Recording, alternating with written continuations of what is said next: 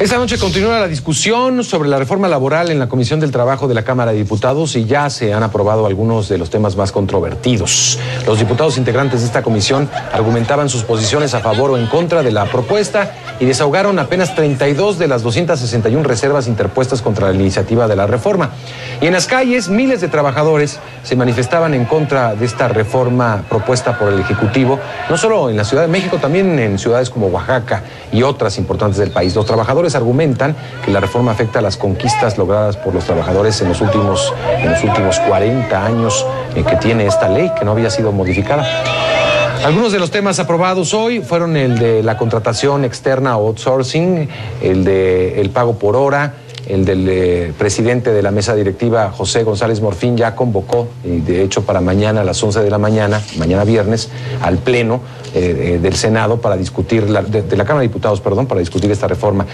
Para entender de alguna manera el impacto de esta reforma en términos económicos, me acompaña esta noche en el estudio Juan Sherwell, director de Escuela de Negocios EGADE, del Tecnológico de Monterrey, Campus Ciudad de México. ¿Cómo estás? Gracias por estar con nosotros. Gracias por venirnos a explicar un poquito de qué se trata.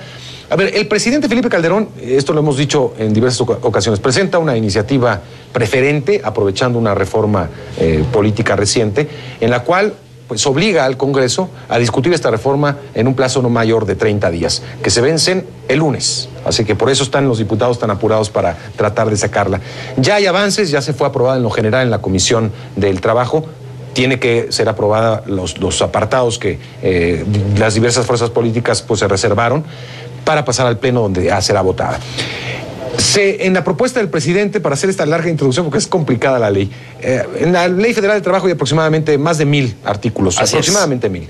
Y fueron modificados por el presidente, digamos, la propuesta son alrededor de 300. ¿Estoy bien hasta ahí? Así es. Cuéntanos un poco de qué se tratan estos 300 artículos que son modificados. Bueno, buenas noches, Mario. Buenas noches.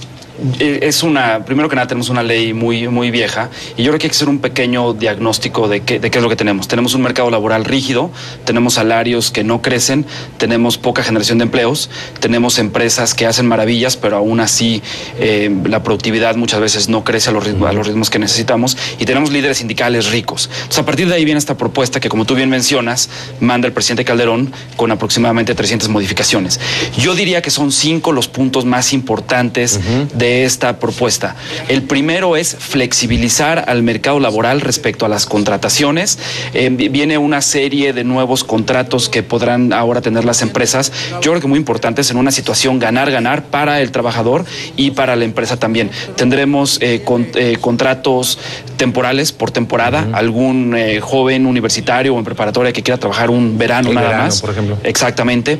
Contratos de medio tiempo, contratos por hora, contratos por training. Alguien que la compañía lo quiere probar primero, también podrá darle un contrato por algunas semanas. Entonces yo creo que es muy importante porque flexibiliza y aceita un poco al mercado laboral. Y también de alguna manera protege al trabajador, porque antes no se firmaba o sea, siempre tenías, digamos, a chicos que querían entrenarse y los traías, pero pues no tenían ninguna protección legal, de hecho, ¿no? Así es, lo protege y también por una razón muy importante, porque este tipo de contratos flexibles vienen acompañados de beneficios también por ley. Entonces, el trabajador, aquella mamá que quiera trabajar por medio tiempo, por algunas horas, tendrá beneficios también de ley. Ahora, se ha criticado esta parte que mencionas, la de la contratación por horas, de que se pulveriza el salario mínimo. La Secretaría del Trabajo ha tratado de revertir en los últimos 2 días esta visión que se tiene. Se ha dicho, pues, se multiplica, evidentemente, si tenemos un salario mínimo de 60 y tantos pesos, se divide entre las horas y entonces se pulveriza de alguna manera el beneficio del salario mínimo. Yo creo que el mercado corregirá. Yo, en mi opinión, veo difícil que una persona esté dispuesta a ir a trabajar 1 hora de su día por 6 pesos. Por 6, 8 pesos. Yo creo que el mercado irá corrigiendo y en algún momento, si no se hace por ley, el mercado establecerá algún precio de equilibrio para alguien que quiera trabajar por hora. Entonces, ya veremos, pero yo no creo que en general los trabajadores estén dispuestos a ir a algún lugar de trabajo 1 o 2 horas por 6, 8 pesos la hora.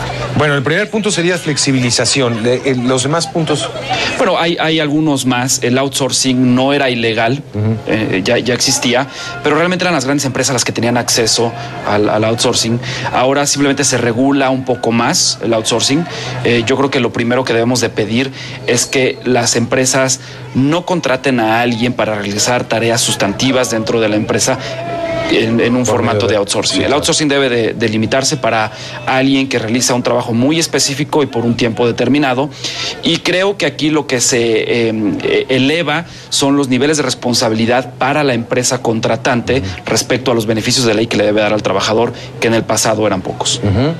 Otro de los puntos importantes era la transparencia sindical también, que eso parece que pues quedará para una mejor oportunidad. Así es. En México menos del 15% de los trabajadores son sindicalizados, pero no por eso no debemos darle importancia a los sindicatos.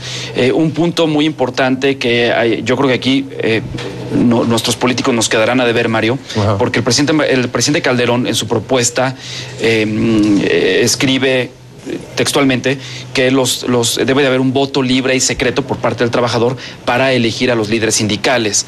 En una de las reservas que se hicieron en las últimas horas a este punto, se cambia lo de voto libre y secreto para simplemente decir que se salvaguardará el derecho al voto, lo que esto significa, porque queda muy ambiguo. No sabemos si seguirán siendo votaciones a mano alzada, que son votaciones intimidatorias, para ver quién está con quién. Entonces me parece que aquí los líderes sindicales salen ganadores porque no hay un cambio de fondo para la parte del voto libre y secreto.